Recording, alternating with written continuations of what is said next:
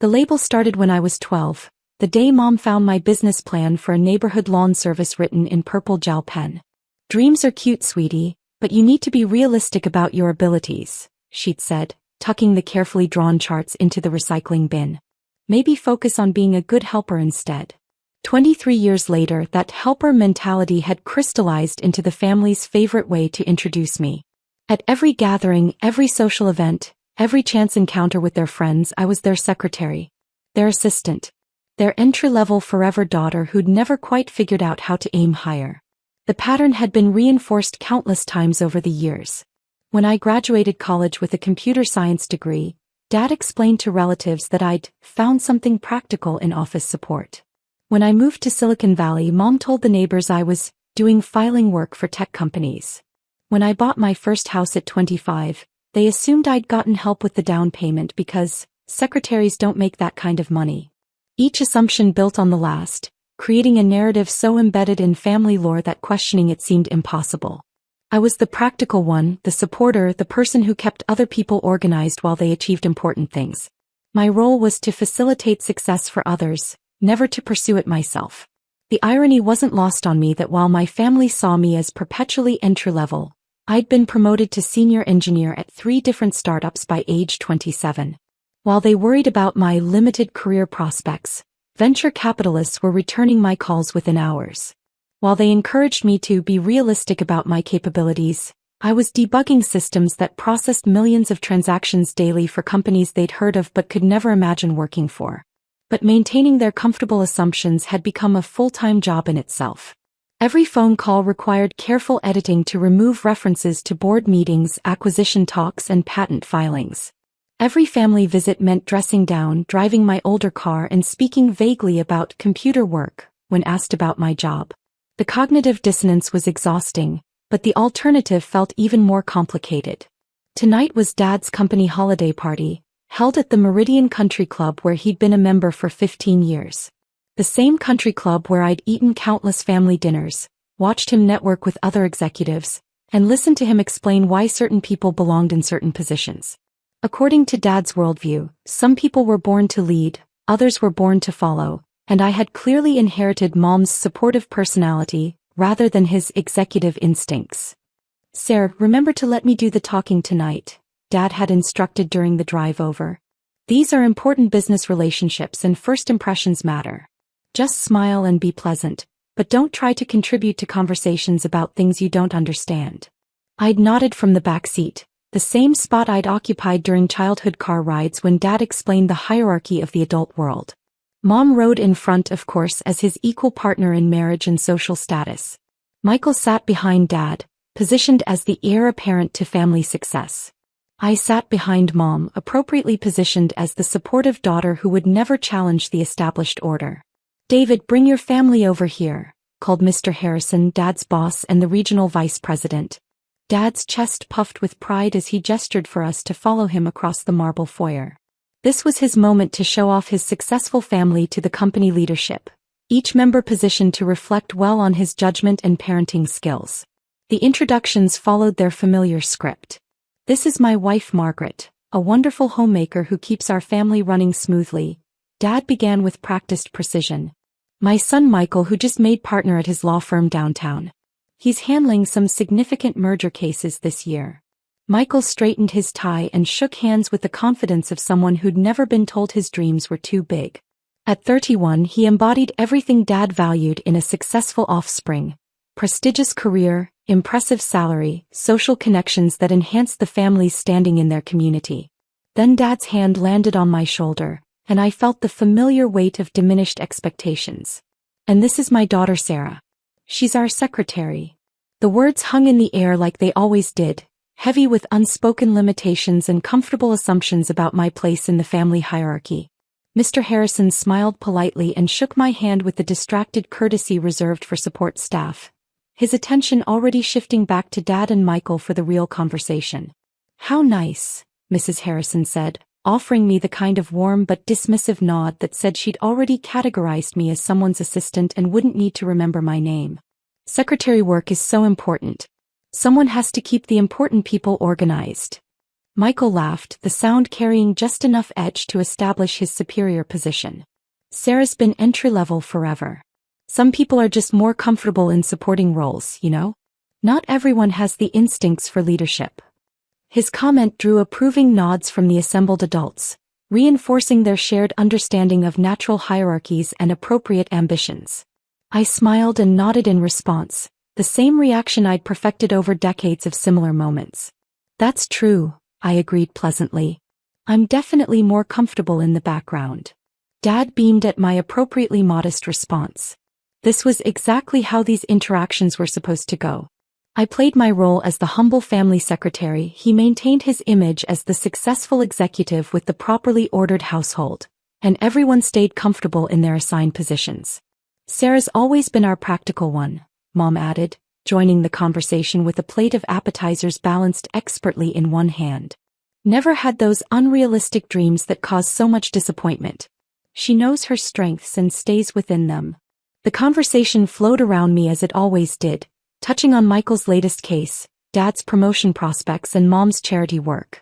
I was present but peripheral, acknowledged but not consulted, introduced but not interviewed. The family secretary taking mental notes and staying appropriately invisible while the important people discussed important things. Michael's working on a fascinating acquisition case, Dad was explaining to Mr. Harrison. 2 technology companies merging their operations. The legal complexities are staggering, but he's navigating them brilliantly. Technology mergers are incredibly complex, Mr. Harrison agreed. The due diligence alone requires understanding systems most lawyers never encounter. Your son must have exceptional analytical skills. I listened to their discussion of intellectual property transfers, regulatory compliance requirements, and valuation methodologies with the detached interest appropriate for someone whose job involved filing rather than strategic thinking. Of course, I'd been through 7 acquisition processes myself, 3 as the target company CEO and 4 as the acquiring party, but that information didn't fit the evening's social dynamics. At dinner, the seating arrangement followed predictable patterns. Dad at the head table with other executives, Mom beside him discussing their upcoming cruise to celebrate his recent promotion.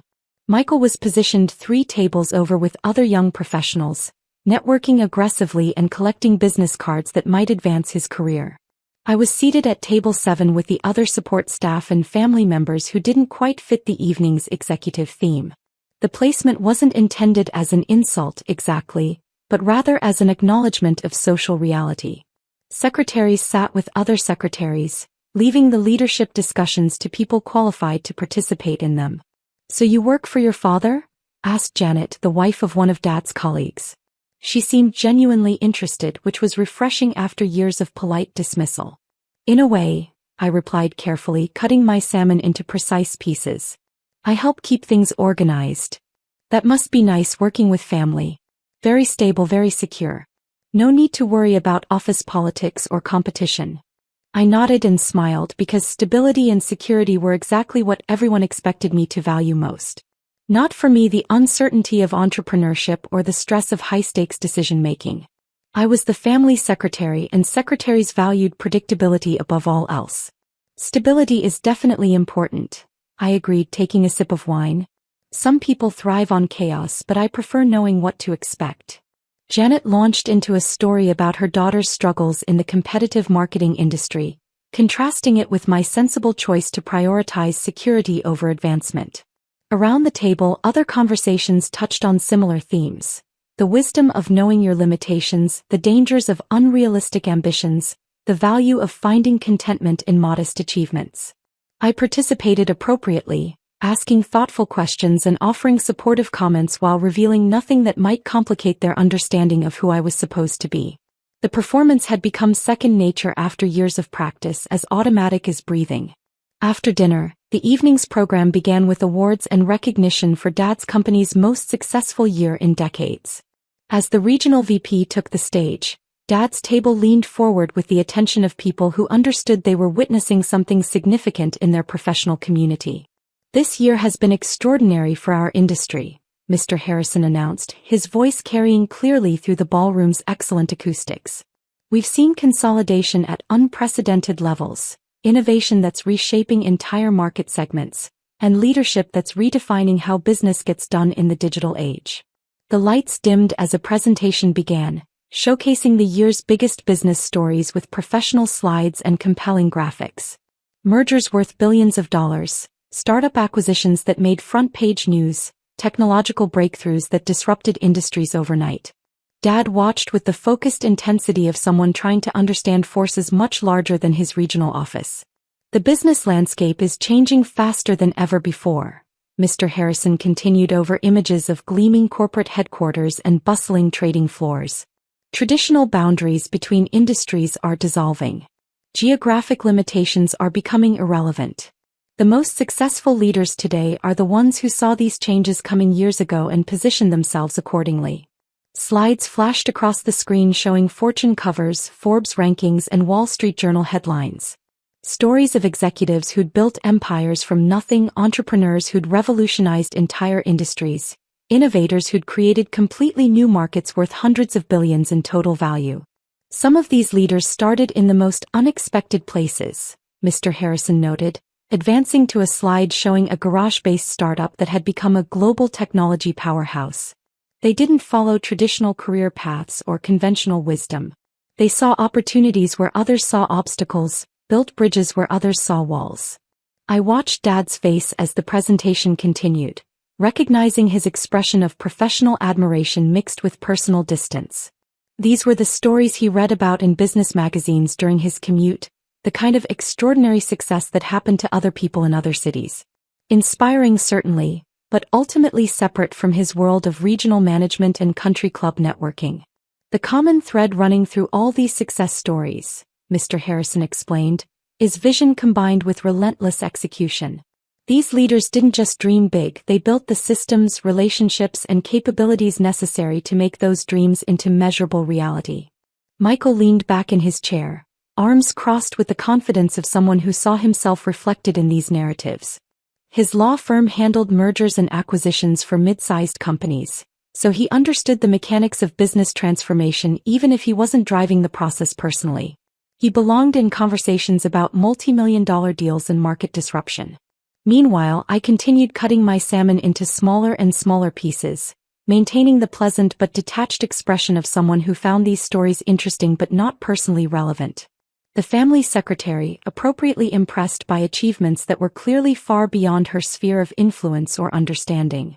The technology sector has been particularly dynamic, Mr. Harrison continued, advancing to slides showing cloud computing infrastructure and data processing capabilities. Companies that were barely known 5 years ago are now essential to how business operates worldwide. Images flashed across the screen of server farms, fiber optic networks, and digital interfaces that looked remarkably similar to the systems I'd been designing and scaling for the past 8 years. But of course, that observation didn't fit with my role as someone who helped file important documents for other people. Now, Mr. Harrison said, his tone shifting to suggest something particularly significant was coming, I want to share something that hit particularly close to home this week. Something that reminded me how quickly our industry is evolving and how important it is to recognize excellence wherever we find it. The screen filled with a familiar magazine cover, the distinctive Fortune logo bold across the top in the magazine's signature red typography. This month's Fortune features their annual CEO of the Year recognition, highlighting executives who've demonstrated exceptional leadership during the most challenging business environment in decades. Dad straightened in his chair, the automatic response of someone who'd been subscribing to Fortune for 20 years and studying the strategies of America's most successful business leaders. These were his professional heroes, the people whose careers represented the absolute pinnacle of executive achievement. The winner this year is particularly noteworthy, Mr. Harrison continued, because she represents something we're seeing more and more in today's business environment. A leader who built a global technology empire from absolutely nothing, revolutionizing how companies manage their digital infrastructure and data processing needs. The magazine cover came into sharp focus on the screen, professionally lit and expertly composed. There, photographed against a backdrop of state-of-the-art server farms and data centers that represented the backbone of modern business, was a headshot I'd taken 6 months ago for DataCore's annual report. DataCore Systems, Mr. Harrison read directly from the screen, his voice carrying clearly to every corner of the now silent ballroom, has grown from a two-person startup operating out of a rented garage to a $5.2 billion enterprise in just 8 years. Their cloud infrastructure platforms now support over 40% of Fortune 500 companies, making CEO Sarah Chen one of the most influential technology leaders in the world. The silence that followed wasn't the polite quiet of people listening attentively to a presentation. It was the stunned, airless silence of people trying to process information that fundamentally contradicted everything they thought they knew about reality. Janet, the woman sitting directly beside me who'd been praising the wisdom of my stable career choices, was the first to find her voice. It came out as barely a whisper, as if speaking too loudly might somehow make the situation more real than she was prepared to handle. "Isn't this you on Fortune's CEO of the Year cover?" Every head at table 7 turned toward me simultaneously, their expressions cycling rapidly through confusion, disbelief, and dawning recognition. The woman they'd been chatting with about the virtues of secretarial work, the one they'd been offering career advice about accepting limitations, was staring back at them from a magazine cover celebrating the year's most successful business leader. The silence spread outward from our table like ripples from a stone dropped in perfectly still water. Table 6 noticed the commotion and turned to investigate. Then Table 5. The gentle conversation and soft clinking of silverware that had filled the ballroom moments before was replaced by the heavy, oppressive tension of people realizing that something fundamental about their understanding of the world had just shifted. From the head table, I could see Dad's face in profile as his brain worked furiously to process what he was seeing. His mouth was slightly open, displaying the expression of someone whose most basic assumptions about family hierarchy were being challenged in the most public way possible. Michael had turned completely around in his chair, his networking conversation forgotten as he stared at the screen, then at me, then back at the screen. His confidence had evaporated entirely, replaced by the confused expression of someone whose understanding of his place in the family success story had just been completely inverted. Mom's face was visible from across the room, her carefully maintained social composure cracking as she tried to process the implications. The practical daughter who'd never had unrealistic dreams, who'd been encouraged to accept her limitations, had somehow built one of the most successful technology companies in American business history. Mr. Harrison continued his presentation, completely unaware of the family drama unfolding in his audience. According to Fortune's analysis, DataCore's impact on business efficiency has been truly transformative. Their platform integrations have saved companies an estimated $200 billion in operational costs over the past 3 years alone. The numbers felt surreal as they bounced around the silent ballroom. $5.2 billion company valuation. 40% of Fortune 500 companies. $200 billion in cost savings. These weren't the modest achievements expected from someone who was entry-level forever and more comfortable in supporting roles. The article goes into fascinating detail about Chen's unconventional approach to leadership, Mr. Harrison continued, consulting his notes with the enthusiasm of someone discussing a particularly impressive case study. She started the company with just $50,000 in personal savings and a vision for radically simplifying enterprise data management.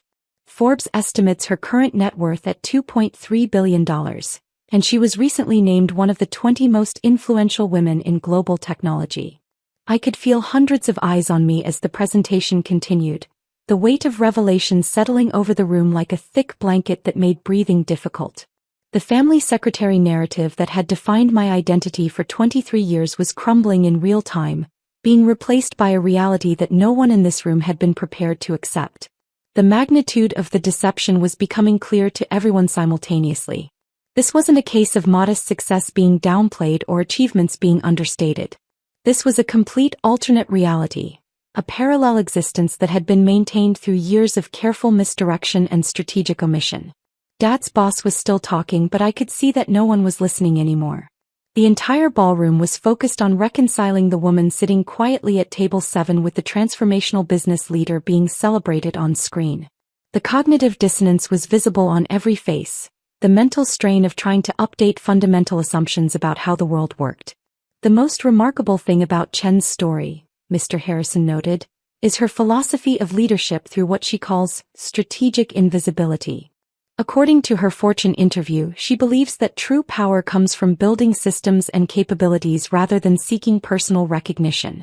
She's built a global empire while maintaining almost complete anonymity in her personal life. Strategic invisibility. The phrase hit the room like a physical force, explaining everything and nothing simultaneously. I hadn't been hiding my success out of shame or insecurity about my achievements. I'd been protecting it, maintaining careful separation between my professional reality and my family's comfortable assumptions about my limitations. Chen argues that the most effective leaders are often the ones who operate below the radar, Mr. Harrison continued, building transformational businesses while avoiding the distractions that come with personal celebrity.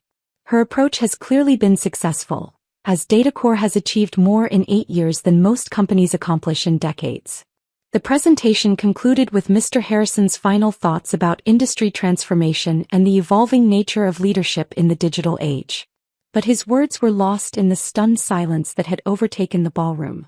He closed his notes and left the stage, completely unaware that he'd just detonated a bomb in the middle of his company's holiday celebration. For several long moments no one moved. The silence stretched until it became unbearable, broken finally by the sharp sound of my cousin Jennifer's salad plate hitting the marble floor. She'd been reaching for her water glass and missed entirely, her hand shaking as she stared at me with an expression of complete bewilderment. That single sound seemed to break the spell that had frozen the room. Conversations erupted at every table, urgent whispers and heated discussions as people tried to understand what they'd just witnessed. The volume rose quickly as questions multiplied faster than answers could be formulated or processed.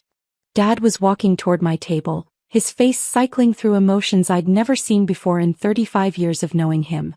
Behind him, Mom was gathering her purse with the mechanical movements of someone in shock, her social autopilot engaged while her conscious mind struggled to process the new reality.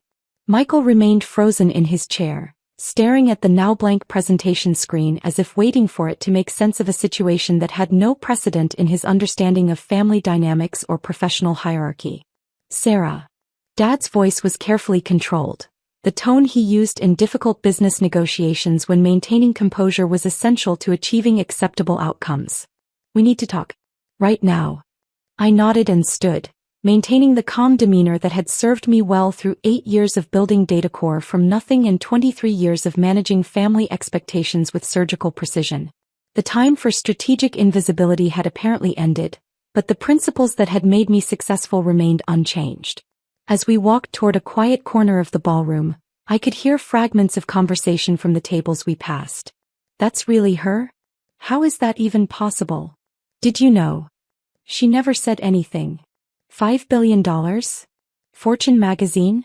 CEO of the year? The questions would multiply exponentially over the coming hours and days. How long had I been running a billion-dollar company? Why had I let them believe I was just a secretary? What else didn't they know about my life? How had I managed to maintain such an elaborate deception for so many years? The answers would require careful consideration and honest conversations that were decades overdue.